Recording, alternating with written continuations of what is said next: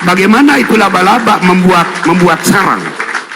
Laba-laba membuat sarang dan rumahnya itu adalah hasil daripada isi perutnya atau isi liurnya sendiri, isi mulutnya sendiri. Artinya, pemimpin yang khianat itu akan membuat peraturan dan perundang-undangan disesuaikan dengan selera mulut dan selera perutnya saja. Akhirnya apa? Apa yang nyangkut di sarang laba-laba tadi? Nyamuk, rangit, yang kecil-kecil aja, laron, itu yang kecil-kecil aja yang nyangkut. Kumbang nyangkut? Tidak. Kambing nyangkut? Kagak. Nah, begitulah pemimpin. Jadi yang kecil-kecil saja yang nyangkut. Inilah yang kecil-kecil saja yang nyangkut. Maling ayam kena, maling coklat enek-enek kena, bapak-bapak maling namanya ubi untuk makan kena. Tetapi yang ribuan triliun, yang ratusan triliun masih bisa tersenyum, malah minta doa sama kita, doakan kami ya tidak. Ini yang terjadi. Ini yang terjadi. Wabayal hukmi, hukum diperjualbelikan. Yang keempat, kata Rasulullah, waqti'atur rahim, hubungan silaturahmi akan mudah sekali putusnya. Sebagaimana Allah katakan dalam surat Muhammad ayat 22, fa hal asaitum in tawallaitum an tufsidu fil ardi wa tuqatti'u arhamakum. Apakah kamu mengira setelah kamu menjadi pemimpin, kamu akan merusak di muka bumi dan memutuskan hubungan silaturahmi? Ketika sebelum jadi pemimpin sangat dekat dengan masyarakat, sangat dekat, pakai mobil dibuka anunya kacanya, ada ibu-ibu lewat, bu mau kemana bu, yuk kita naik bu sama aja bu, sebelum diangkat menjadi anggota DPR. Tapi setelah diangkat menjadi pemimpin, apa yang terjadi? Putus silaturahmi. Sebelum diangkat jadi anggota DPR, menjadi legislatif, ada pertandingan voli datang, ada pertandingan sepak bola datang. Tapi ketika telah menjadi pemimpin, sengaja betul diundang pakai surat. Apa alasannya? Saya mau reses. Reses apa? Reses coklat. Aduh, reses dodol. Sejak kapan dia buat dodol coba? Mengadakan pula reses, menghabiskan uang rakyat dan lain-lain. Inilah pemimpin yang celaka. Kemudian kata Rasulullah, wastipapan bidammi, nyawa manusia akan dianggap mudah. Anak dia nggak akan dianggap murah. Seorang anak murah sekali membunuh ibu bapaknya. Sebaliknya ibu dan bapak kepada anak, suami kepada istri, istri kepada suami, teman kepada teman dan lain-lain. Sudahkah itu terjadi? Sudah terjadi. Dan yang keenam kata Rasulullah, apa Rasulullah mengingatkan? Al-Qur'ana mazamiro, dan mereka akan menjadikan Al-Quran sekadar hanya didendangkan lagunya saja. Banyak orang yang pandai menyanyikan Al-Quran, diundang ke istana negara, dipergikan ke Saudi Arabia tanpa biaya. Tapi orang yang berani menyampaikan isi Al-Quran, dituduh teroris, dituduh ekstrim, dituduh ini dan lain segala macamnya. Ini yang terjadi. Jadi inilah pemimpin. Hari ini saya katakan Indonesia memang dipimpin oleh pemimpin-pemimpin pengkhianat dan pemimpin-pemimpin bodoh. Jadi inilah bagaimana mungkin bangsa Indonesia akan selamat. Maka Allah bertanya, maka kata Allah bertanya di dalam surat Ibrahim ayat 28, alam tara ilal ladzina baddalu ni'matallahi kufra wa ahallu qaumahum darul bawar. Tidakkah kamu perhatikan? Tidakkah kamu perhatikan kepada orang-orang yang menukar nikmat Allah dengan kekufuran dan menggiring masyarakatnya kepada lembah kehancuran? Indonesia dipimpin oleh apa? Namanya dijajah 350 tahun oleh Belanda. Kenapa mereka betah? Indonesia adalah negara yang subur makmur, gemah ripah lojinawi kalau istilah orang Jawa. Kalau namanya, kalau Kusmus pernah berkata dulu nyanyinya, orang bilang tanah kita tanah surga, tongkat kayu dan batu jadi lautan. Inilah tongkat kayu dan batu jadi tanaman. Maaf, ini menandakan Indonesia negara yang subur makmur. Tapi apa yang terjadi hari ini? Indonesia termasuk negara miskin, ya, negara miskin kedua. Kenapa hal ini terjadi?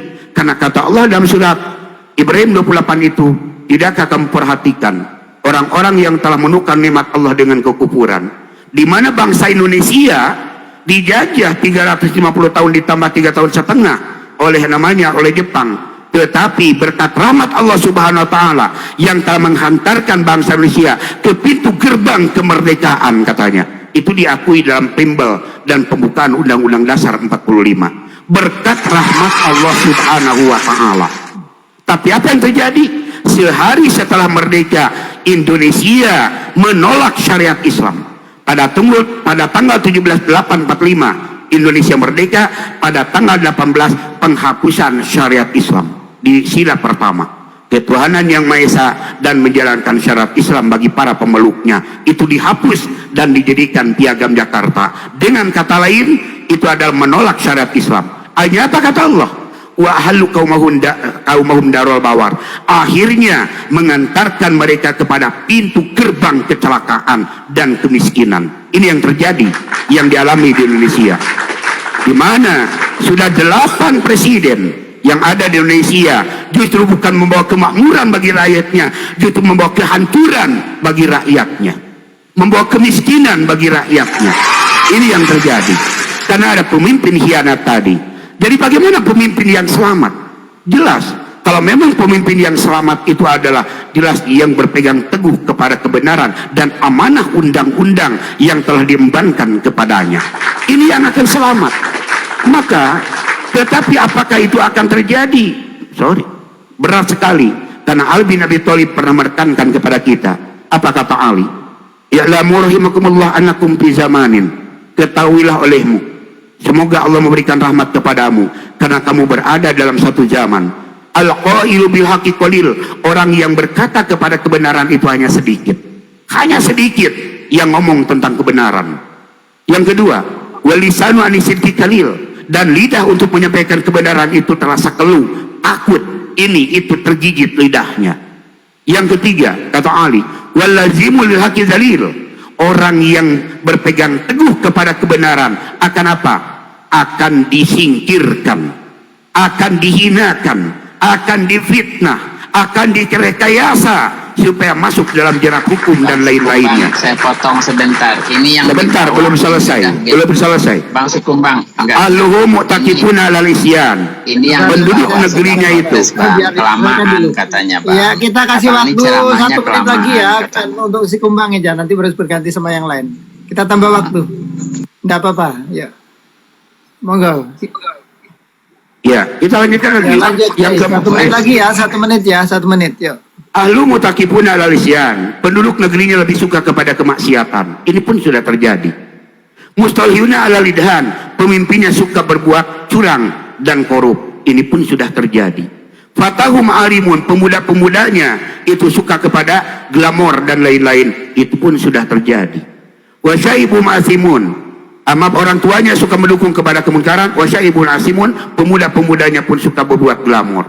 Wa qari'uhum mazikun. Kori-korinya hanya pandai menyanyikan Al-Qur'annya saja. La yu'azimu saghiruhum wa kabirahum. Tidak lagi hormat yang kecil kepada yang besar. Wala ya'ulu ghanihum fakirahum. Dan tidak lagi si kaya memperhatikan kepada si miskin. Itu sudah terjadi.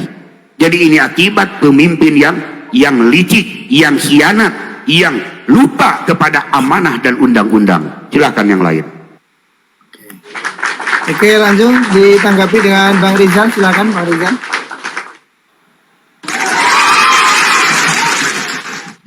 Ini kalau host nyuruh saya nanggapi, nanti yang ditanggapi beleng-beleng, Bang host. Ya, santai aja, santai. Ya. Mau perlu 3 menit apa 5 menit Bang Rizal?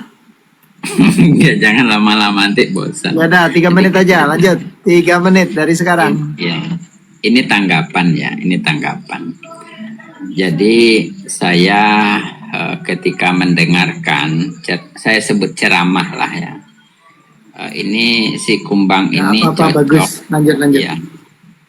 Jadi Bang si Kumbang ini cocok di podium di saat ngumpulin masyarakat gitu kan, karena banyak orang awam berkumpul. Tetapi karena podium kita kali ini adalah podium TikTok, itu juga bagus untuk mengarahkan bagi yang belum terarah, itu bagus.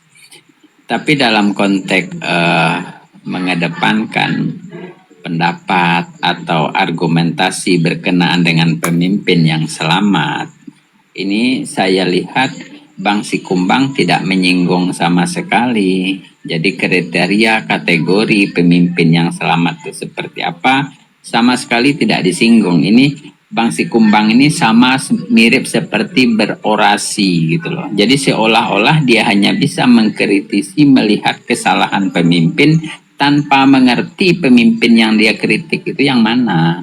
Nggak jelas. Nah, jadi semacam kayak berorasi, tapi nggak apa-apa. Kenapa saya bilang nggak apa-apa?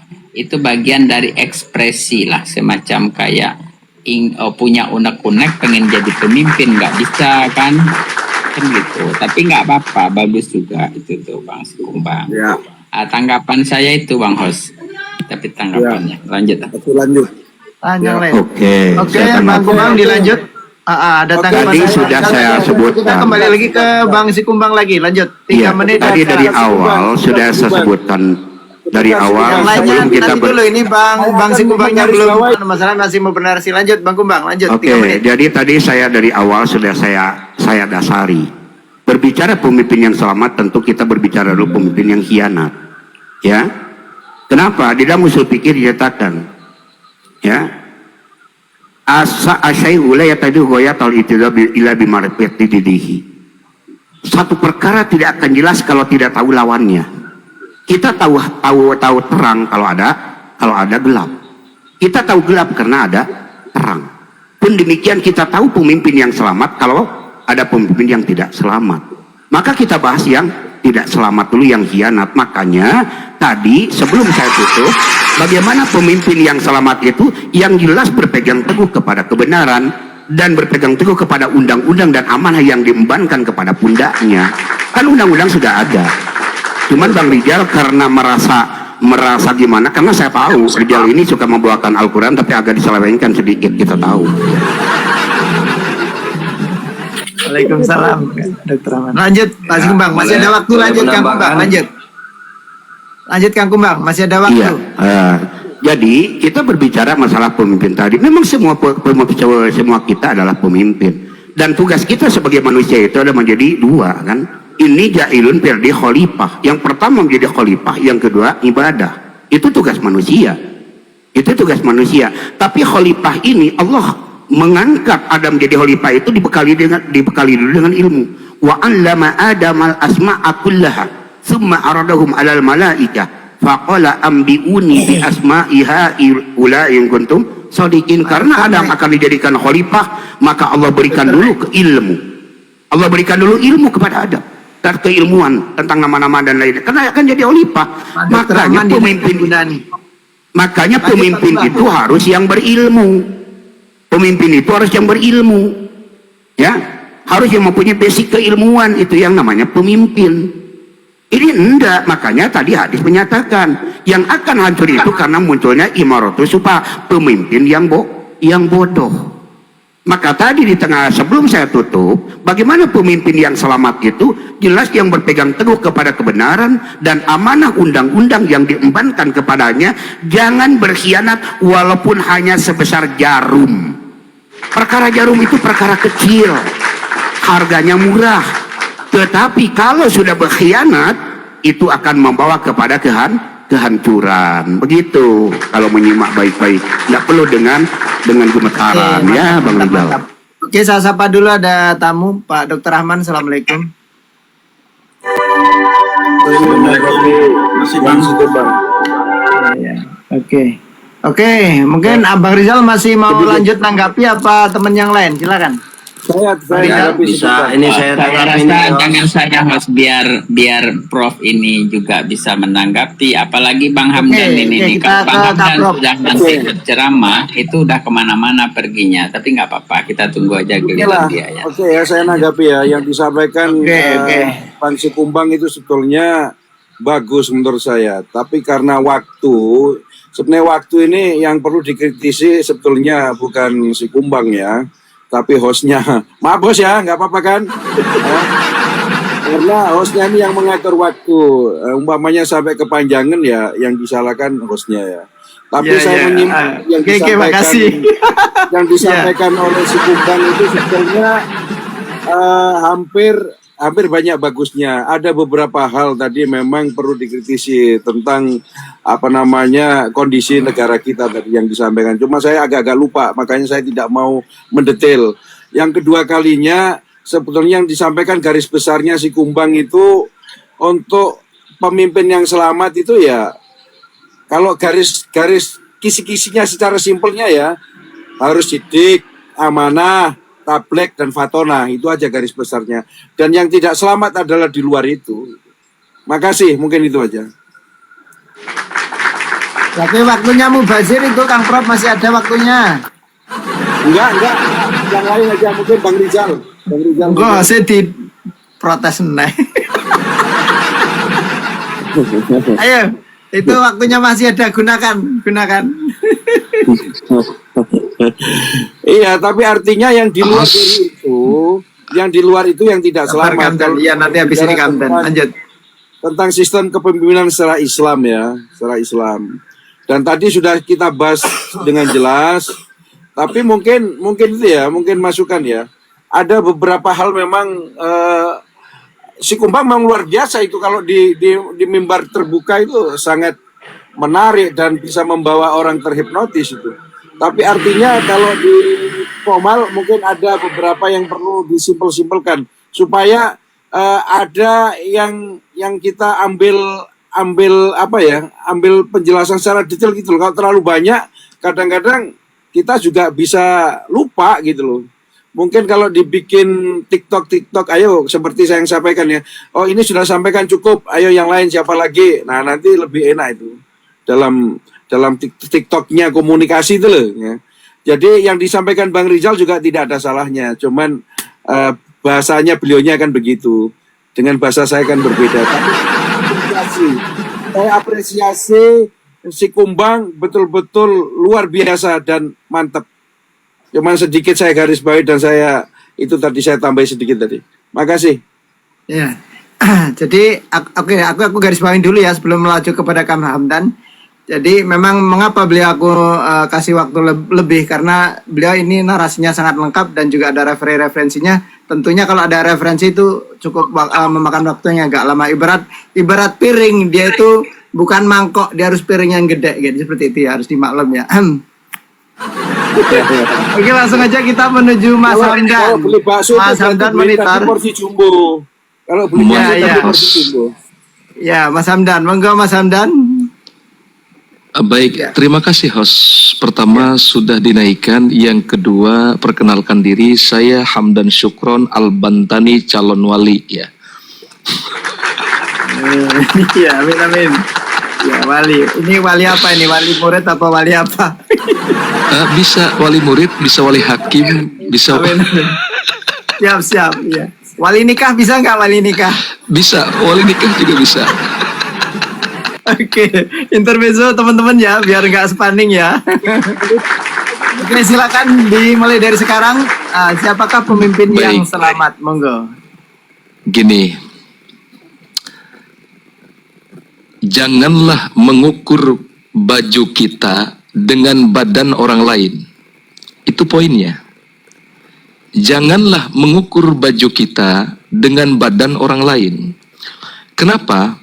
Karena begini, tidak semudah apa yang kita ucapkan dengan situasi dan kondisi orang yang melakukan. Bentar dulu Bro Rizal, bentar Bang Rizal bentar. Ini host nggak ada timernya dah, supaya nanti teman-teman ada begitu. Sudah dikasih waktu itu 5 menit. Saya nggak kelihatan Bang, ketutupan tema. Kelihatan nggak? Nah begitu, kelihatan baru. Lumayan lama ya. Jadi tadi itu yang poin pertama. Poin pertama adalah jangan mengukur baju kita dengan badan orang lain. Ya boleh saja seseorang itu mengklaim, memberikan asumsi melalui metodologi penelitian bla bla bla bla, apalagi kaitannya dengan referensi yang dikutip dari Al-Quran dan Al-Hadis. Kan begitu.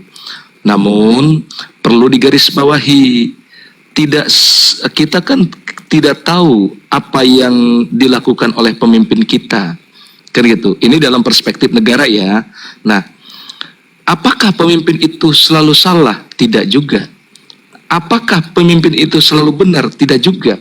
pemimpin bisa salah dan bisa benar, gitu. Wong nyata-nyatanya tetap saja terjadi kontradiktif. Sehebat apapun pemimpin yang ada di dunia ini, tetap saja terjadi gejolak dan kontradiktif di tengah-tengah masyarakat. Lantas apa yang menjadi suplemen terhadap diri sendiri? Gini, sebetulnya nggak neko-neko kita punya negara ini. Yang pertama, negara ini aman, anak-anak bisa sekolah, dan lapangan kerja ada. Itu cukup. Sekali lagi ya, saya sampaikan ya, negara yang kita cintai ini, Indonesia, pertama negaranya aman, anak-anak bisa sekolah, nyari duit bisa, gitu. Udah. Itu yang diingini masyarakat. Nah, semuanya buktinya begitu. Iya, ini waktu saya, Bang. Yang lain Ini waktu saya. nggak boleh ya, pokoknya belum selesai waktu nggak boleh. Lanjut. Betul. Makanya Roh Kudusnya tenangkan dulu, Bang Prof. Ya. Nanti ada Bang Rijal nih, Roh Kudusnya udah menggejolak biasa jadi. Nah, oleh karena Bu, saya bukan lagi ceramah, Bro Rijal, tenang, aman. Lanjut, nggak apa-apa, masih 2 menit. Lanjut. Jadi sebagai calon wali begini ya. Dan saya bukan mengatakan saya wali Allah, bukan, saya calon. Nah, jadi konklusinya adalah nyatanya yang terjadi di Indonesia, apakah sekolah-sekolah itu anak-anak kita sekolah itu tidak aman? Aman. Apakah negara ini sedang berperang? Negara aman. Apakah mencari duit sulit? Duit dengan seluruh refleksitas individual bisa terbuka. Asal jangan males saja. Cuman kan orang Indonesia kepengennya instan, kepengennya kerja enak, pendidikan tidak ada, keahlian tidak ada, gaji pengen gede. Kan tuntutan ini namanya. Nah, oleh karena itu apa ya? Justru ini udah tinggal berbenah diri. Jangan jauh-jauh dari keluarga aja dulu. Apakah pemimpin keluarga tidak diminta pertanggungjawaban? Pemimpin keluarga pun akan diminta pertanggungjawaban. Bukan hanya pemimpin negara. Kan begitu. Nah, cuman tadi betul apa kata Bang Rijal. Ini yang disinggung pemimpin yang mana? Kan begitu. Ya, kalau pemimpin negara siapa kan masih ambigu begitu. Ini mohon maaf ya sebelumnya. Nah, oleh karena itu sekali lagi dapat diambil sebuah konklusi, udah nggak neko-neko. Nyata-nyatanya negara aman, anak-anak bisa sekolah, masyarakat ya tergantung kualitasnya mencari nafkah. Ada yang jadi petani, ada yang jadi pengusaha, ada yang jadi karyawan, dan lain sebagainya. Dan tidak ada di zaman sekarang orang kelaparan di Indonesia. Terima kasih. Oke, mantap. Oke, sebelum kita sambut ada Dr. Rahman, monggo dipersilakan Dr. Rahman untuk bernarasi. Ya, siapakah pemimpin yang selamat? Bismillahirrahmanirrahim. Assalamualaikum warahmatullahi wabarakatuh. Waalaikumsalam. Saya sangat tertarik dengan Bang siapa tadi yang bernarasi? Si Kumbang ya? Iya. Ya, Bang Kumbang. Bang Kumbang itu kan tidak bisa kita kritik karena dia mengambil suatu dalil berdasarkan keyakinannya dalam Islam. Jadi kita tidak bisa menjadikan satu penghinaan ataupun dia mengambil dalil bahwa pemimpin yang selamat versi Al-Quran Karim yang dijadikan sumber. Jadi kalau ada yang keberatan, silakan keberatan, tetapi ini tidak mengada-ada. Sebagai umat Islam, ya wajar kalau memberikan suatu pemahaman kepada kita tentang bagaimana pemimpinnya selamat versi Al-Quran, artinya dalam hal ini adalah Islam. Saya sangat setuju bahwa pemimpin sebenarnya secara garis besarnya tentu kan pemimpin yang amanah, pemimpin yang amanah. pemimpin yang mana itu bagaimana sih ciri-ciri? Tentu pemimpin yang berintegritas tinggi, konsisten antara perkataan dan perbuatan. Konsisten antara perkataan dan perbuatan, artinya dalam keadaan ini jujur. Kalau jujur, apa yang sudah dikatakan, aplikasikan dalam kehidupan. Itu namanya konsisten. Jangan programnya A, yang di lapangan B. Itu namanya tidak jujur. Dalam konsep ini saya setuju sekali bahwa jujur dan menjunjung tinggi nilai-nilai moral dalam pembangunan, itu sangat saya setuju dengan narasinya Bang Sikumbang. Yang kedua, seorang pemimpin itu memang harus komunikatif, artinya mampu menyampaikan visi, arahan dan masalah secara jelas, transparan dan dua arah. Jadi tidak hanya yang saya sampaikan, yang saya dengar tadi, bahwa kepentingan kelompok lebih menonjol dibanding kepentingan masyarakat. Artinya ini sudah satu arah. Sementara DPR kita sekarang ini sebagai perwakilan rakyat kita yang kita andalkan sebagai satu corong dari masyarakat kita, apakah berfungsi dua arah? Itu juga nanti pertanyaan buat kita. Contoh-contoh kasus kenapa undang-undang perampasan hak ini bagi orang-orang yang koruptor itu tidak bisa disahkan sampai sekarang. Apakah itu perwakilan rakyat itu atau siapa? Itu. Jadi seperti itu, visi masalah secara transparansi harus betul-betul ditegakkan. Jangan sampai yang tadi saya dengar sekali, maling ayam dikandangkan, maling coklat dikandangkan, sementara triliunan dibiarkan untuk berleha-leha di atas. Kalau ini terjadi maka hancur negara. Selanjutnya bagaimana empati dan kecerdasan emosional dalam memahami kebutuhan, perasaan dan sudut pandang anggota tim. Pimpinan berempati selalu didukung dan dihargai oleh timnya.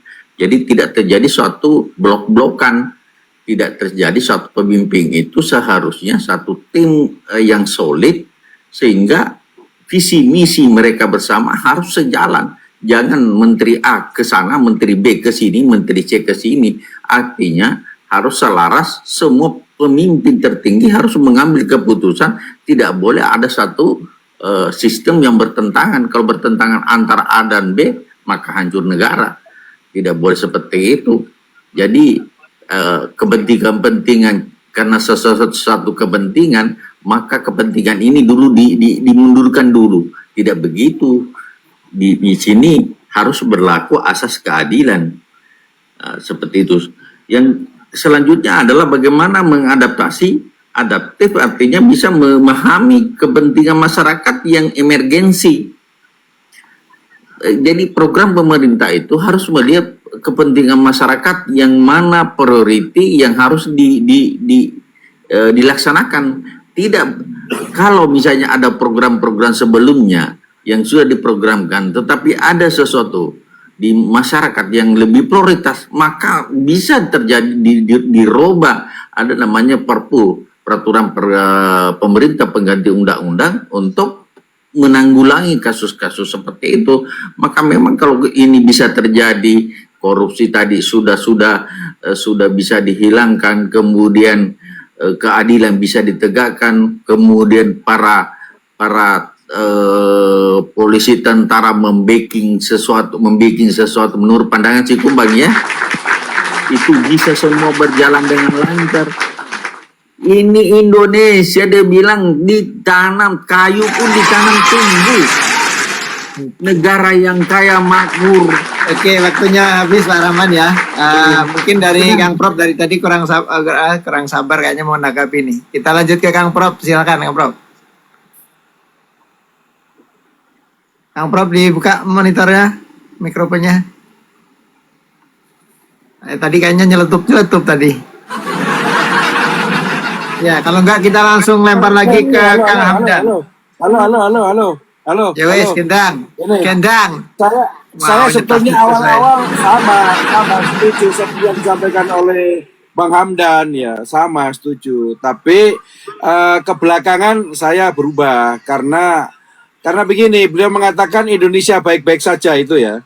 Padahal Indonesia ini tidak baik-baik saja. Saya setuju yang dikatakan Prabowo, tidak baik-baik saja. Pak Prabowo sendiri mengatakan tidak baik-baik saja ya. Contoh, dengan adanya longsor di mana-mana, banjir bandang itu karena illegal logging. Yang kedua kalinya, tambang yang dijual ke luar negeri, laporannya lebih dari separuh dinaikkan dari harga penjualan yang di luar negeri dari laporan yang di Indonesia itu kan berbicara hukum.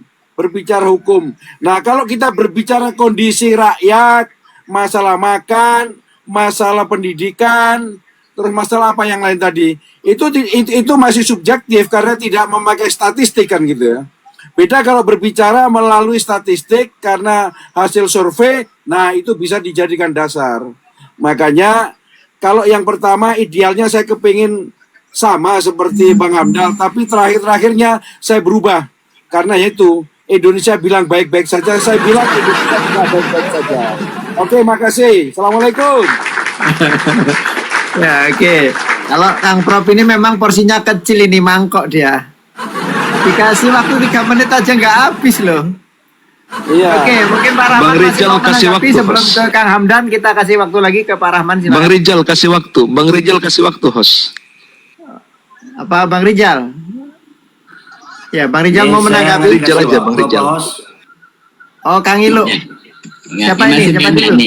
Ilu belum ngomong. Oke, Kang Ilu. Aila belum. Kang Ilu. Bunda Aini belum. Ya, Kang Ilu dulu ya. Monggo Kang Ilu.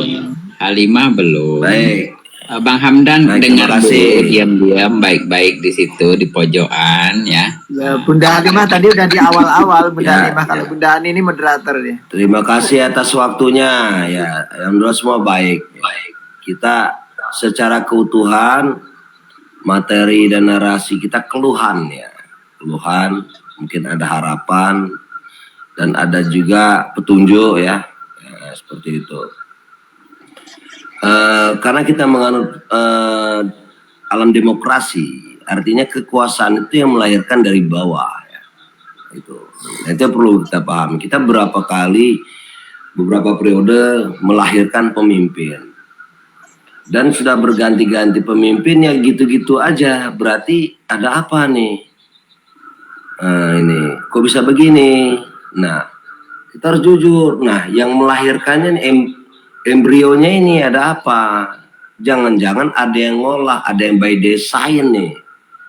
Nah, seperti itu. Mungkin sudah saya panjang lebar durai di bawah tadi ya. Sebelumnya hanya mengingatkan aja. Nah, kemudian saya tertarik tadi disampaikan oleh Bang Rizal ya, apa yang disampaikan oleh hadis Rasulullah. Setiap diri adalah pemimpin dan setiap pemimpin akan dimintai pertanggungjawaban. Nah, itu sebenarnya clue-nya di sana itu. Clue-nya, setiap pribadi adalah pemimpin. Ini memang suatu clue dalam perjalanan hidup manusia. Nah, sekarang kita tengok ke dalam. Sejatinya diri kita apa aja nih?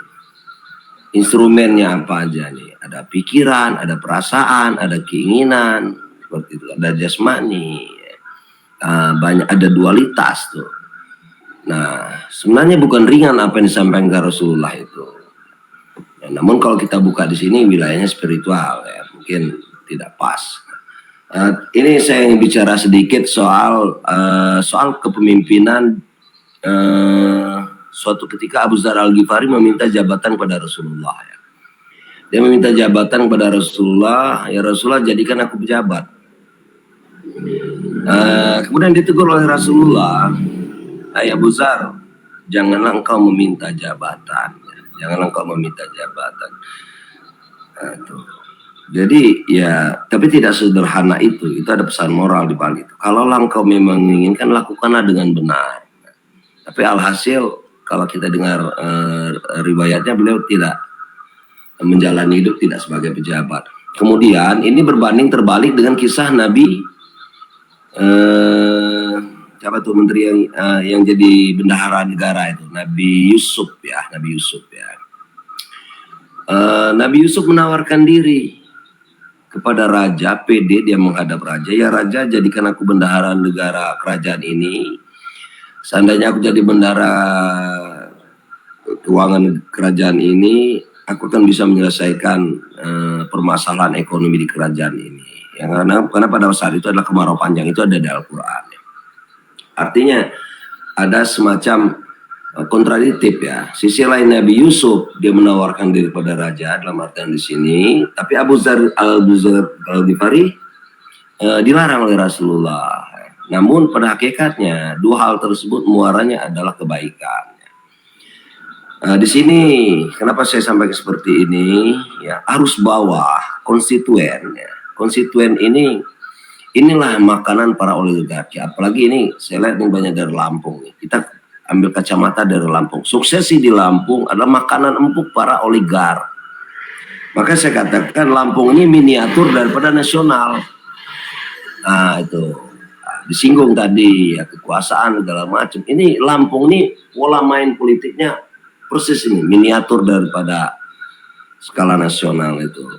Kalau kita tengok beberapa waktu yang lalu, namun ya semesta ya memberi seleksi ya, kita lihat mantannya itu ya, itu resonasi.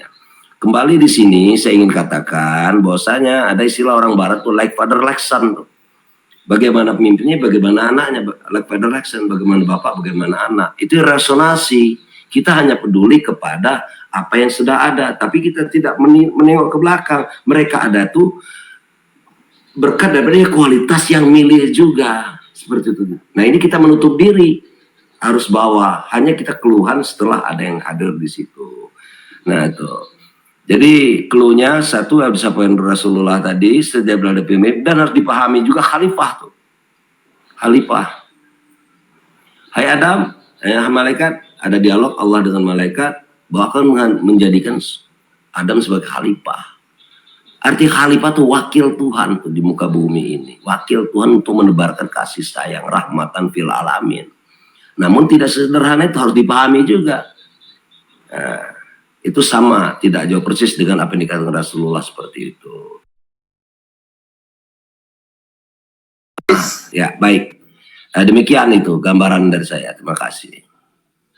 Oke, kita lanjut Host, ke monitor Bunda host. Halimah. Bang Rizal kasih waktu host.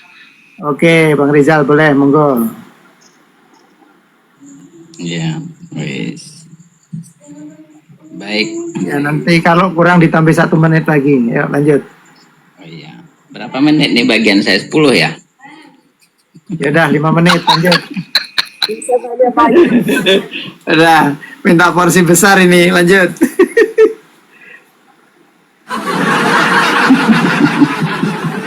Ya udah, oke. Ini temanya tentang pemimpin yang selamat. Maka pada konteks pembicaraan kali ini saya belajar untuk meniru-niru ceramahnya Hamdan ya, karena juaranya malam ini Hamdan ceramah. Niru-niru ya. Sebagaimana kita ketahui bahwa masyarakat Indonesia saat ini memang mendambakan sosok pemimpin yang tidak hanya memiliki kecakapan manajerial, tapi juga karakter moral yang kuat kan. Nah, jadi kalau kita perhatikan dari berbagai riset dinamika sosial terbaru di Indonesia, kriteria pemimpin yang paling diharapkan ini perlu kita ketahui, bro. Nah, misalnya gini nih, soal integritas dan moralitas. Integritas itu kan Hamdan belum paham apa itu integritas. Setidaknya saya beritahu bahwa integritas itu adalah kriteria yang paling konsisten dituntut oleh masyarakat. Jadi pemimpin itu diharapkan jujur, bersih dari praktek korupsi, dan memiliki rekam jejak yang baik. Jadi integritas dipandang sebagai fondasi utama untuk membangun kepercayaan publik kan. Itu hal yang mendasar tuh. saya coba merangkum apa sih sebenarnya yang diharapkan kawan-kawan tadi dari ceramah-ceramah yang mereka tampilkan. Nah, jadi gambarannya ya, yang akan saya sampaikan adalah itu. Jadi saya ini udah paham betul apa yang mereka gambarkan, ya mereka harapkan. Itu pertama tadi soal integritas dan moralitas, ketegasan dan keberanian, responsif, apalagi kompetensi dan visi yang jelas, termasuk soal perbedaan pandangan dan antara elit vs non elit. Nah, dalam hal ini saya sampaikan sedikit berkenaan soal ini ya, karena ini penting nih. Riset terbaru menunjukkan adanya perbedaan fokus antara kelompok masyarakat. Contohnya kelompok elit dan kelompok non elit. Pada kelompok elit cenderung lebih menekankan pada strategi makro dan visi jangka panjang. Sementara kelompok non-elit lebih memprioritaskan solusi nyata untuk kehidupan sehari-hari, respon cepat terhadap masalah darurat, serta pemimpin yang terlihat merakyat dan religius.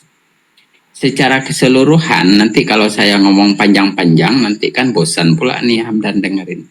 Secara keseluruhan masyarakat Indonesia itu sedang mencari sosok pelindung sekaligus penggerak kan. Nah, mereka mendambakan pemimpin yang mampu menjembatani tantangan modern yang kompleks dengan tetap memegang teguh nilai-nilai keadilan dan kerakyatan. Tapi saya mau sampaikan ya, ini pun yang saya sampaikan ini adalah rangkuman dari harapan yang kalian kedepankan. Itu satu. Yang kedua, apakah kalian akan mendapatkan apa yang kalian impikan semasa kalian hidup bertemu dengan pemimpin yang kalian mau? Dalam mimpi bisa, dalam kenyataan saya nggak percaya. Begitu tuh host. Lanjut. Oke. Ya. Kita beri kesempatan buat Bunda Halimah, monggo Bunda Halimah.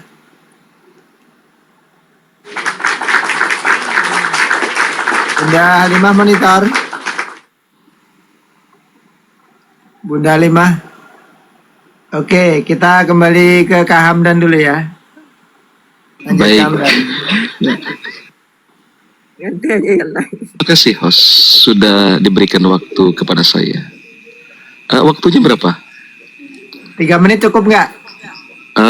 2 menit aja, 2 menit. Ya udah, 3 menit Ya, aja. nanti. Di sini programnya nggak ada yang 2 menit. 3 menit aja lanjut.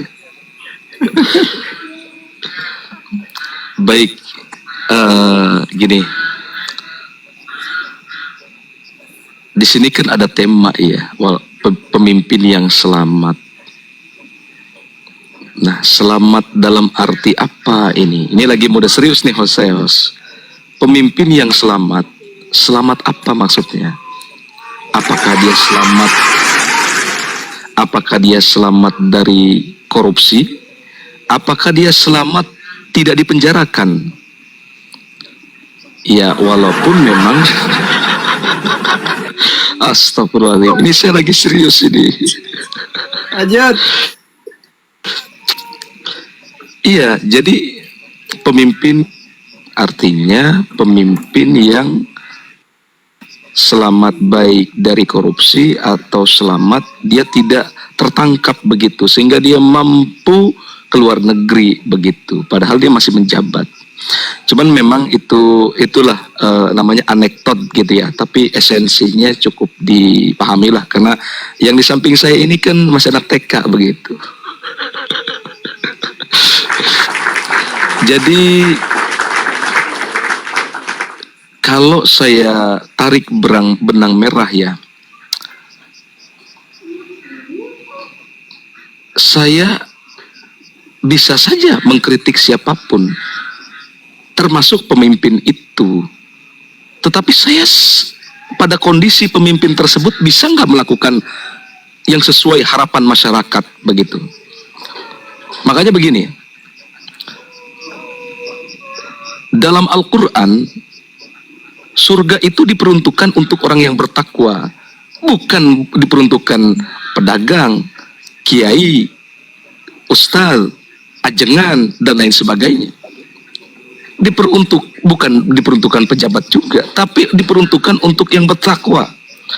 Takwa itu artinya al-imtitharul awamili wajtinabun nawahi, melaksanakan refleksitas apa yang diberikan tuntunan oleh Yang Maha Kuasa melalui literasi Al-Quran, kontradiktif tidak dengan Al-Quran, dan juga mencegah yang tertuang di dalam Al-Quran, kan begitu.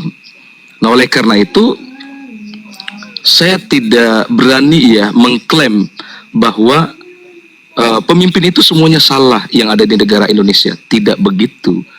Belum tentu artinya saya layak masuk surga, ya. Belum tentu juga si pemimpin yang kita anggap bodoh, tolol, apalagi yang memeras rakyat itu diharamkan masuk surga atau masuk neraka gitu. Karena memang begini, host. Udah selesai ya? 1 menit lagi boleh? Berarti 3 tambahan 1 menit lagi. Tak kasih tambahan. Supaya nggak ngambang begitu maksudnya. Ya, memang saya sebagai calon wali begitu. Nah, oleh karena itu saya berhak memang untuk mengkritik dan lain sebagainya, berhak. Semua orang berhak. Tapi sejauh mana? Apakah kita mampu dengan posisi dia seperti itu? Boleh jadi Rijal mengatakan ganyang korupsi, bantai korupsi, gitu, bumi hanguskan korupsi, karena Bang Rijal belum dikasih kesempatan untuk berkorupsi. Wajar ngomong kayak begitu. Ini maksud saya, paham maksud saya? Nah ini karena memang tidak semudah membalikan kedua telapak tangan, saudara-saudara, di mana seseorang mengatakan udah cukup, udah paham kali seperti itu. Iya. Mantap.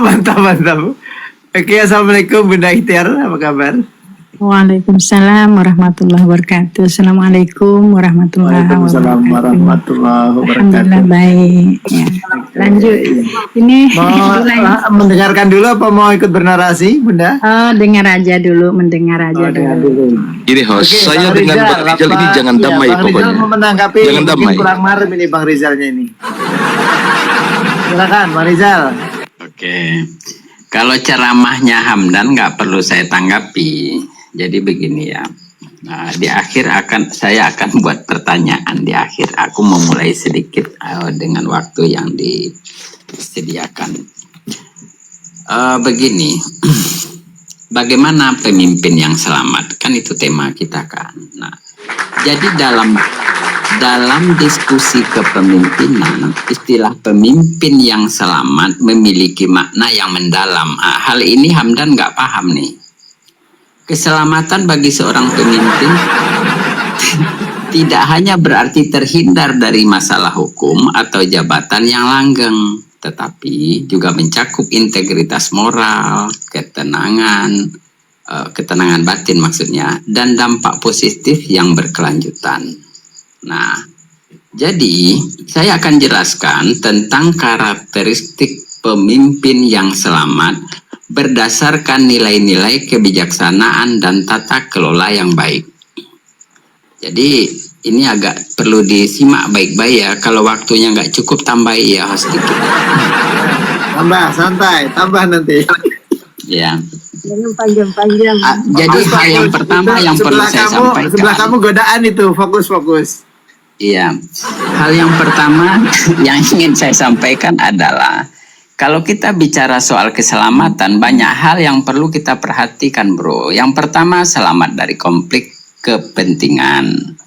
Jadi bagaimana? Begini, pemimpin yang selamat adalah mereka yang mampu memisahkan antara kepentingan pribadi, keluarga, dan golongan dengan kepentingan publik. Tuh.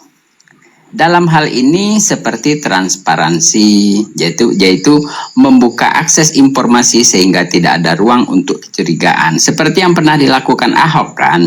Nah, kemudian soal etika, ya, mengutamakan prinsip apa? Prinsip tanggung jawab kepercayaan, di mana setiap keputusan diambil demi kemaslahatan orang banyak bukan untuk mengamankan aset atau posisi pribadi.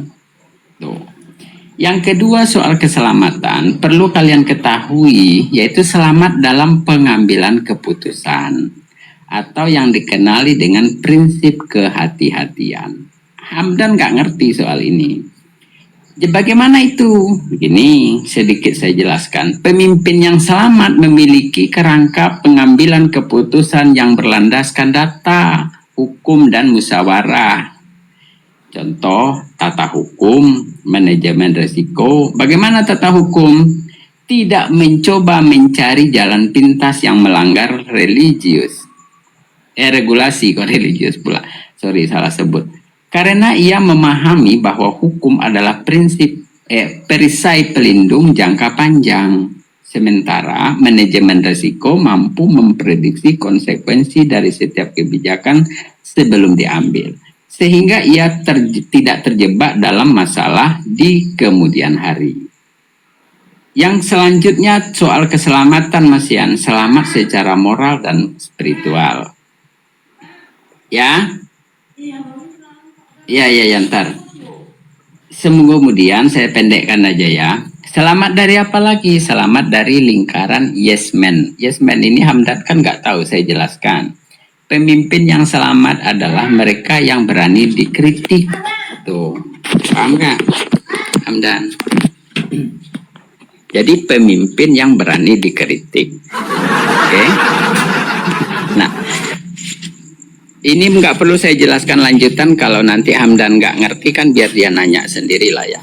Kemudian selamat dalam warisan. Nah, selamat dalam warisan itu gimana? Ini saya pendekkan, host. Ya. Jadi, seorang pemimpin bisa dikatakan selamat jika meninggalkan jejak yang baik. Nah, seringkali pemimpin yang selamat saat menjabat justru berakhir dengan sejarah yang buruk karena kebijakannya merugikan masyarakat kan. Nah, sebaliknya pemimpin yang selamat adalah ia yang meskipun harus menghadapi tekanan berat, tetap teguh menjaga prinsip demi kebermanfaatan masa depan. Ini harus dipahami, ya. Nah, terakhir aku mau katakan, dalam prakteknya pemimpin yang selamat seringkali adalah pemimpin yang berani untuk tidak populer demi melakukan hal yang benar. Contohnya Jokowi kan. Nah, keselamatan sejati seorang pemimpin terletak pada keberhasilannya menjaga amanah dan kehormatan dirinya hingga masa tugasnya berakhir. Ini kan sudah kita lihat pada contoh yang ada pada Jokowi, bukan? Jangan dilihat dari pembenci Jokowi ya. Nah, pertanyaan saya, ini pertanyaan nih. Apakah menurut Anda, ya, siapapun Anda lah di room ini, kecuali host kan memoderatori. Apakah menurut Anda seorang pemimpin di era modern saat ini lebih sulit untuk tetap selamat dibandingkan dengan era sebelumnya? Ini pertanyaan yang harus kalian pikirkan, terutama nih para yang lagi belajar berceramah. Oke? Nah, silakan Anda jawab. Oke, waktunya habis. Mas Hamdan silakan tanggapi 3 menit dari sekarang. Nanti kita menuju ke rekan yang lain. Bang Kumbang dulu tuh, host. Oh iya, Saya tanggapi dulu tulang lunanya Bang Rizal ya. Beliau tulang lunak ya. Jadi kalau bicara dengan Bang Rizal itu rasa bicara di dalam bioskop begitu ya, dengan tulang lunak. Karena udah biasa dia memberikan khotbah ngawur kian kemari tidak terarah, yang penting asal bunyi ya. Jadi kalau kita lihat kenyataan pemimpin itu tadi, walaupun Rizal tadi semua bagaimana kriteria pemimpin selamat, itu kan versinya dia yang kita tahu gitu kan, kapasitas Rizal itu sejauh mana sampai dia menyatakan masalah Jokowi selamat karena berakhir sampai akhir jabatan. Itu tanda kebodohannya dia berkata kan. Kenapa? Karena pergantian kepemimpinan nasional Presiden ke-7 RI Jokowi kepada Prabowo hari ini itu belum membawa perubahan bagi masyarakat. belum membawa perubahan kepada masyarakat. Jadi bergantinya pemerintahan tidak mengubah gelap menjadi terang. Yang terjadi justru bertambah gelap. Dan ucapan bertambah gelap itu, meskipun Prabowo mengecam orang yang mengkritik pemerintahannya dan memberi predikat Indonesia gelap, namun perubahan ke arah yang lebih baik tidak dirasakan oleh masyarakat sampai hari ini. Ya, Prabowo lupa menyebut Indonesia gelap pertama kali adalah mahasiswa, bukan lawan politik. Artinya murni itu perasaan keadilan, bukan kepentingan. Bukan kepentingan. Kegelapan itu karena terang-terangan Jokowi masih hidup dan menguasai, masih bisa mengatur orang-orang di kabinet dan mengendalikan aparat. Jokowi penyebab negeri ini tetap berputar dalam ruwet abadi. Prabowo bukan tipe pendobrak, tetapi tipe penggembrak meja, kan itu. Bukan pendobrak, tapi penggebrak meja. Nah, itu kita akui, ya, itu harus kita pahami. Ya, jadi tidak becus pemerintah mengatasi kesengsaraan rakyat cukup dengan berjoget melalui program pencitraan MBG, KMP, itu aja. Makanya ada sebuah lagu, jangan berikan mic kepada Prabowo karena isinya MBG dan MBG terus begitu ya. Maling berkedok gigi tadi. Jadi Prabowo marah ketika disebut gagal, padahal fakta Indonesia semakin parah. Rupiah makin melemah, rakyat terbuang menjadi sampah, sementara dirinya dan para pejabatnya hidup mewah. Gibran ini kan justru apalagi wakil presiden paling mengerikan, tidak jelas pendidikan serta produk dari kecurangan moralitas. Dari berangkatnya saja sudah melakukan kecurangan moralitas. Makanya saya gambarkan Gibran adalah boneka di dalam lemari tetapi dibiayai oleh negara. Jadi hanya boneka yang disimpan di dalam lemari, hanya dibiayai oleh negara, mengalokasikan anggaran negara. Jadi kita kalau ingin berbicara politik bukan dari pandangan Islam, kenapa enggak? Saya siap. Dan saya, wallahi demi Allah, 8 kali saya masuk penjara di zaman Soeharto. Ya, untuk menyampaikan kebenaran ini, bukan hanya sekedar omon-omon yang ada di TikTok. Dan apabila tadi saya menyatakan dari pandangan Islam, kenapa? Karena Islam tidak bisa dipisahkan dari masalah politik, sampai ada nama surat dalam Al-Quran namanya surat Al-Balad. Apa artinya Al-Balad? Adalah negara. Islam berbicara bukan hanya berbicara mulai daripada pribadi sampai kepada keluarga, dan saya bukan ceramah. Justru yang saya dengar khutbah Bang Rija seakan-akan ini adalah di gereja, kan begitu. Ini yang salah. Jadi di mana Islam itu berbicara? Kalau kita berbicara secara politik, yuk kita bicara. Karena saya pemain langsung, pengkritisi langsung dan lain-lain. 8 kali saya masuk penjara, mulai daripada maaf ajas tunggalnya, Tanjung Priuknya, sampai kepada anak-anak sekolah tidak boleh pakai jilbabnya. Saya adalah penggerak bahkan yang menolak adanya Siloam di Sumatera Barat dan menolak adanya Alfamart di Sumatera Barat adalah saya sebagai korlapnya. Makanya wallahi demi Allah, Sumatera Barat sampai hari ini Alfamart tidak pernah masuk ke Sumatera Barat. Oke. Jadi kalau berbicara masalah negara, oke. Jadi bukan hanya sekedar namanya orasi ini, bukan di mimbar ceramah dan lain-lain berkali-kali.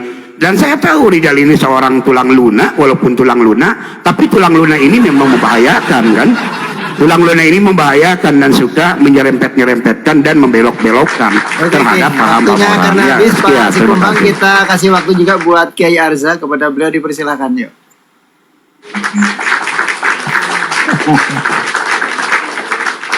Ya, saya mulai tadi kan menyimak. Ketika ada orang bernarasi, saya itu paling seneng menyimak, begitulah. Sehingga dari narasi itu, bagi saya itu suatu input betapa bahwa yang ada di Komal ini peduli dengan keadaan negara kita, dengan kita punya negeri, kan begitu. Namun beginilah, saya pernah menemukan suatu ibrah ya, bahwa khairul umara alladzina yatunal ulama, gitu.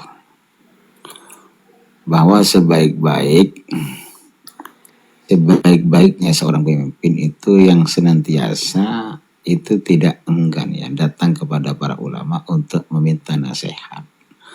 Untuk Suaranya agak dikeraskan, Kiai. Oh ya, tes. Ya udah. Ya, itu siapa pernah temukan itu redaksinya itu ya, bahwa khairul umara alladzina ya'tunal ulama itu. Bahwa sebaik-baik pemimpin itu yang senantiasa suka datang kepada ulama ya untuk mendapatkan suatu nasihat gitu. Kemudian disitulah nanti ulama itu akan berperan untuk memberikan nasihat tentang bagaimana seorang pemimpin itu harus mengambil kebijakan atas kepemimpinannya. Namun itu tidak terputus ya. Wasyarrul ulama alladzina ya'tunal umara. Dan seburuk-buruknya ulama itu adalah mereka yang suka datang ke pintu-pintu pemimpin penguasa untuk kepentingan pribadi. Kedua-duanya ini untuk zaman sekarang, untuk yang sedang kita ini berada di era sekarang ini, itu sudah ada yang terjadi semacam itu. Sehingga kerusakan tersebut kembali lagi bahwa kita memang harus menyadari bersama posisi ulama, bagaimana seharusnya dia itu mengambil sikap dan berdiri, dan umara juga seperti itu. Sehingga rakyat itu tidak jadi tumbal akibat daripada salah langkah mereka dalam melakukan suatu keputusan atau kebijakan seperti itu. Karena ulama dan umara ini sama-sama harus ada begitu. Untuk apa? Untuk kehidupan masyarakat yang di bawah. Ulama lebih sering lebih intens ya kegiatannya dengan para umat. Kemudian umara statusnya penguasa tentu kepada rakyat. Yang keduanya ini memang harus ada keseimbangan tanpa ada kepentingan pribadi, tentunya harus seperti itu. Dan negara kita sekarang ini dalam situasi yang tidak baik-baik saja, itu adalah fakta.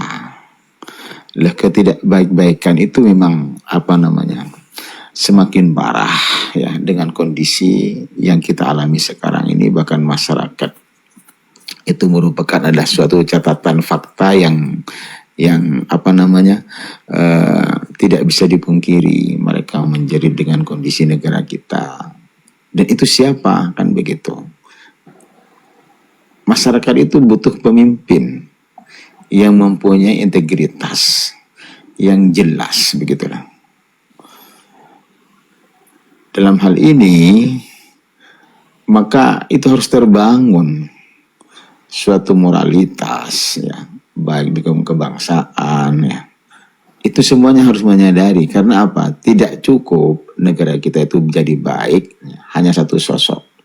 Kesemuanya yang terlibat, baik ulama, rakyat, kita harus kembali, kita memperbaiki moral bangsa kita ini. Apa yang tidak baik itu harus kita itu buang gitu. Kemudian catatan yang mengerikan adalah Bang Hos ya, selama cara ya negara kita ini menggunakan modal riba, sulit untuk berbenah.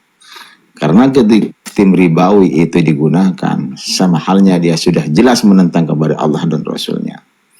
Lagi-lagi kita tidak bisa mengenyampingkan atau menafikan ya ketentuan atau ketetapan Al-Quran. Sebagai orang beriman itu tidak bisa kita nafikan, itu wajib menjadi ketaatan kita untuk bagaimana kita bisa menjadi sebuah negara yang katanya itu adalah baldatun thayyibatun wa rabbun ghafur. Itu pondasi kita. Kita harus berprinsip kepada nilai-nilai agama kita dalam kehidupan kita, baik bernegara, berbangsa, seperti itu. Itu singkat aja ya. Iya, salah. Saya tanggapi sedikit untuk apresiasi kepada Ustaz Azra ya. Tadi disampaikan sedikit saja apa yang disampaikan oleh beliau cukup bisa dipahami karena ada pula Rasulullah menyatakan kan sinpani minan nas idza salaha salahan nas wa idza fasadan nas al ulama wal umaro, di mana dua kelompok manusia apabila keduanya baik maka baiklah manusia, dan apabila keduanya rusak maka rusaklah manusia. Dan apa yang disampaikan oleh Ustaz Azra tadi, dengarkan dulu Rijal, saya belum selesai. Saya belum selesai. Itu ada waktu, lihat waktu. Kasih waktu 3 menit kok. Nanti kalau di 3 menit kita ganti sekarang. Lanjut. Ya, jadi dia kepanasan kalau dibacakan Al-Quran dan hadis, dia kepanasan orangnya. Dia langsung kesurupan biasanya. Itu kira-kira. Iya, langsung kesurupan. Jinnya udah berontak-berontak dalam tubuhnya soalnya. Ya, lanjut. Jadi maka tadi bagaimana pemimpin yang baik dan ulama yang jelek, subhanallah, dan ini sudah terjadi sepihak ya. Maka dalam hadis yang lain Rasulullah mengatakan, idza ra'aital alima yukhalitu sultana muhlatatan katsiratan fa'lam annahu lisun. Apabila seorang ulama telah mendekati kepada pemerintahan dan ikut campur dalam urusan pemerintah dengan ikut campur yang banyak, fa'lam annahu lisun, ketahuilah dia bukan ulama lagi, tetapi dia seorang pencuri, kata Rasulullah.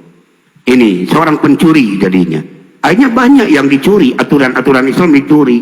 Masa namanya zakat bisa dilarikan kepada MBG, dan itu kan pencurian. Ini kan pencurian, gitu kan? Dan lain-lainnya. Jadi inilah akibat daripada kebobrokan yang terjadi. Makanya saya sangat apresiasi kepada yang disampaikan oleh Ustaz Arja tadi. Walaupun saya belum habis waktu karena Rijal ini udah jin dalam tubuhnya sudah melambung-lambung. Silakan. Oke, aku sapa dulu, ada tamu ya. Halo Kang Lanun. Sebelum ke Bang Rizal, ini sebenarnya Ustadz Rahman juga Pak Dr. Rahman ini belum bernarasi lagi ya. Oke, halo Kang Lanun. Monitor. Halo, selamat malam. Monitor. Selamat malam. Iya, mau bernarasi apa menyimak dulu? Menyimak dulu sementara. Oke, siap. Oke, kita kasih kesempatan buat Pak Dr. Rahman. Monggo Pak Dr. Rahman, 3 menit dari sekarang. Oke, makasih. Assalamualaikum warahmatullahi wabarakatuh. Bu Dani udah ngantuk belum? Udah ngantuk? Turun nggak apa-apa? Ada suara? Lanjut Pak Rahman. Ada suara? Ada. Aman. Alhamdulillah. Sudah ngantuk aku turun ya. Alhamdulillahirobbilalamin. Alhamdulillah. Ada saudaraku namanya. Siapa namanya? Tak tutup ini. Siapa namanya saudaraku ini satu? Ustaz. Tak tutup dengan judul. Kasih temanya dulu. Oh, Mas Kumbang, Pak Kumbang. Si Kumbang. Ya, si Kumbang, subhanallah, saudaraku. Kalau ada 10 saja orang seperti ini di Indonesia, subhanallah, Indonesia ini akan terjadi perubahan yang signifikan. Amin. Kita ini, saya termasuk orang-orang yang pengecut. Saya menganggap diri saya tidak mampu untuk seperti si Kumbang saudaraku ini. Kulil haq walau kana murad. Katakan yang benar walaupun pahit. Kita semua ini pengecut, termasuk saya. Selalu bernarasi, tetapi mengabaikan fakta. Kita harus buka-bukaan. Faktanya memang seperti apa yang dikatakan si Kumbang saudaraku. Makanya kita mulai dari mana ini si Kumbang saudaraku? Apakah sistemnya atau orangnya? Ini kan saling keterkaitan ini. Ada satu, sistem, bagaimanapun sistemnya baik, tapi orang yang ditempatkan tidak becus, tidak amanah, rusak. Orang yang amanah, tetapi ditempatkan dengan sistem yang tidak benar, ini juga rusak. Makanya ini ada suatu lingkaran setan bagi orang yang memanfaatkannya ke jalan yang benar, tapi lingkaran rahmah bagi orang yang menggunakan yang benar. Makanya lingkaran setan itu kadang digunakan orang-orang yang tidak yang selalu berniat jahat. Tetapi lingkaran rahmah digunakan orang-orang yang senantiasa untuk berpikiran baik.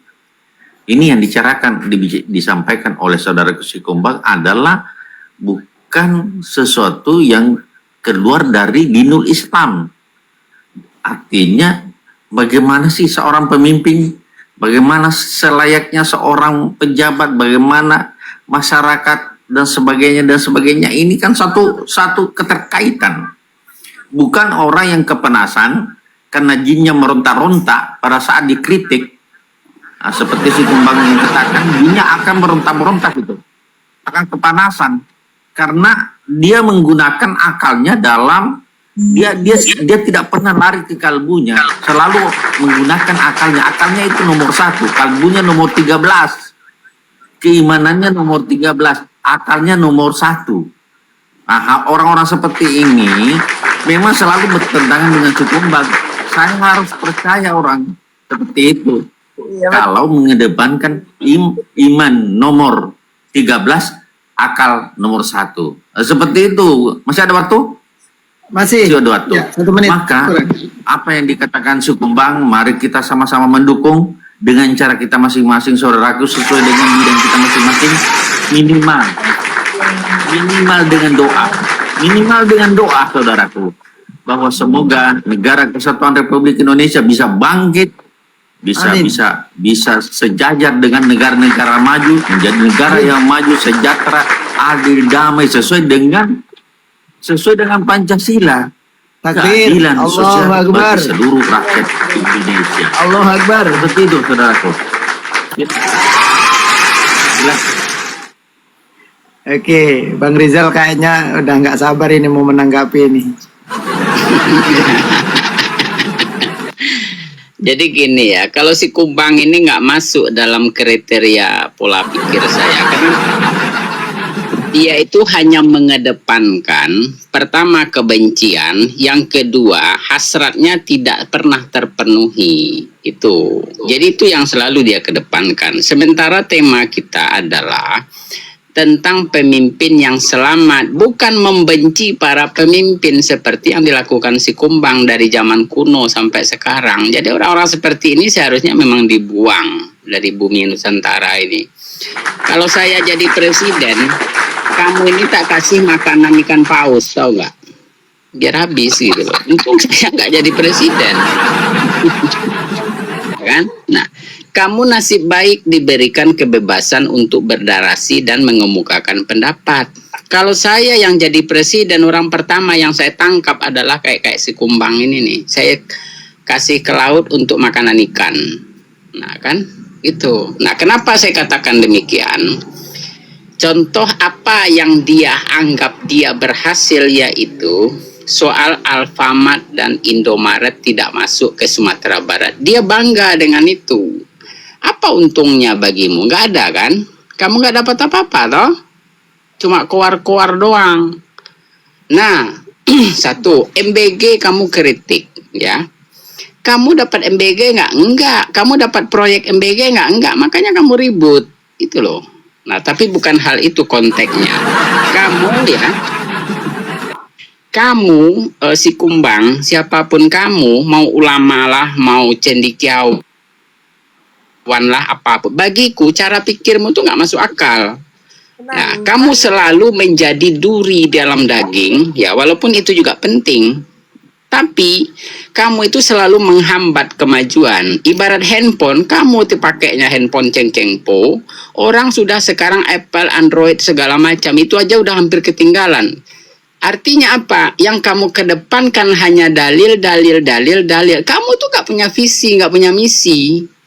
Jadi seolah-olah kamu tampil sebagai pahlawan yang harus Islam itu tegak berdasarkan seleramu. Kamu sama Sikumbang. Itu. Kalau di atas ini banyak dosa kita ini, turunkan ini. Biarin aja. Waktunya kan tinggal 35 detik lagi, biarin. Nggak apa-apa. Ada yang jawab nanti, tenang aja Bunda. Ada yang jawab. Iya, jadi begitu si Kumbang. Tadi saya mengedepankan tentang keselamatan. Penting keselamatan dari konflik kepentingan. Itu kan tema kita kan. Keselamatan keselamatan dalam pengambilan keputusan itu yang harus dimiliki oleh pemimpin dan seterusnya. Lalu pertanyaan saya kan nggak kamu jawab. Kamu nggak tahu kan pertanyaan saya. Saya ulangi. Apakah menurut Anda seorang pemimpin di era modern saat ini lebih sulit untuk tetap selamat dibandingkan dengan era sebelumnya? Apa jawabmu? Nggak ada yang kamu jawab karena kamu nggak nyambung. Sekarang jawab.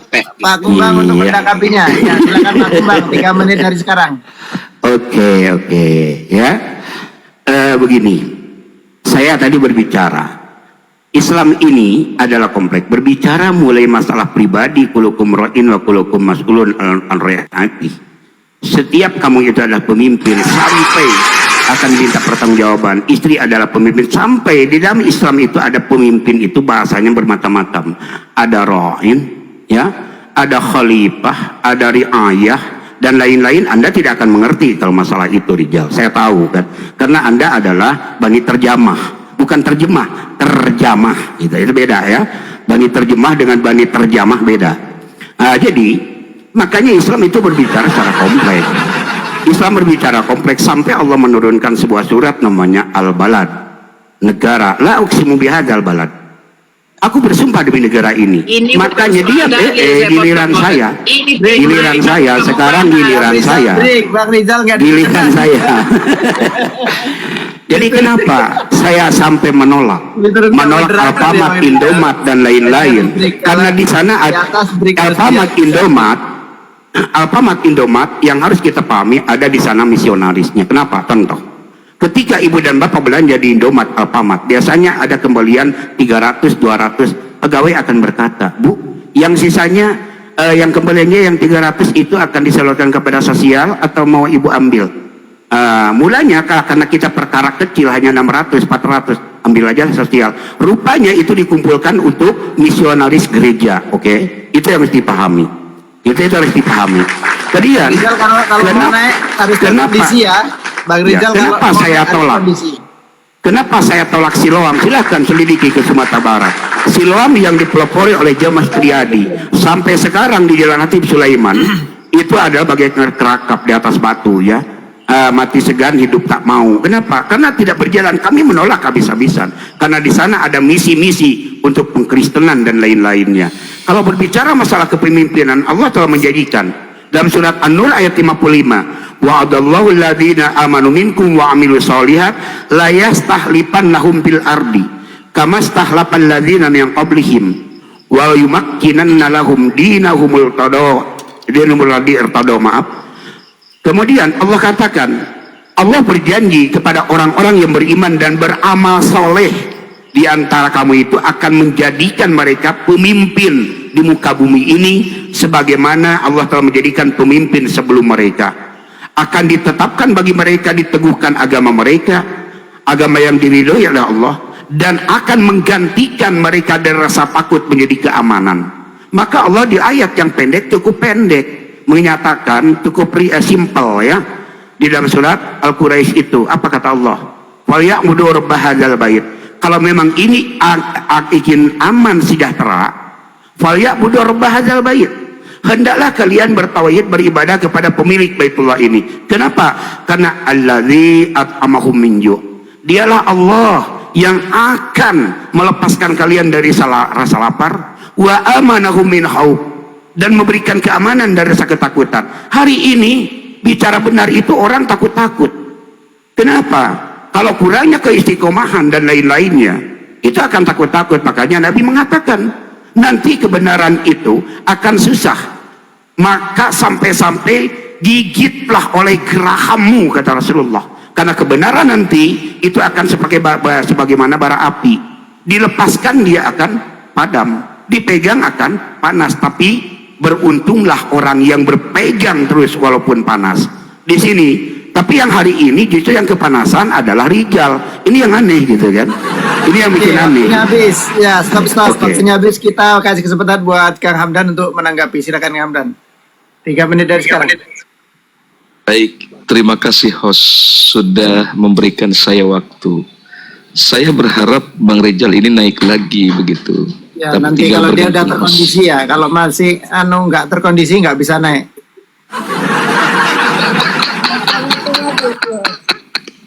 Lanjut. Ya, oke. Iya betul, cukup bijaksana ini host ini. Jadi begini, saya mau mencoba gaya pidato lah. Boleh ya host ya? Boleh. Saya mau mencoba gaya pidato. Jadi begini. Hadirin wal hadirat rahimakumullah. Masya Allah. Ini lagi serius nih. Ini nggak bercanda nih. Hadirin wal hadirat rahimakumullah. Sampai tertawa-tawa menyebut nama Allah sambil ketawa-ketawa, saya lebih baik turun ya. Kenapa? Oh iya, maaf. Sebab Allah menyatakan dalam surat An-Nisa 140, apabila Allah telah menjadi bahan ketawaan, tunggu dengan diam dulu. Jadi terlalu bahan ketawaan ya, ringkari, malah takudu ma'ahum. Janganlah duduk bersama mereka, kata Allah. Jadi lebih baik kalau sudah berbicara masa barakallah adalah dipermainkan, itu lebih baik turun. Terima kasih. Assalamualaikum warahmatullahi wabarakatuh. Yang serius.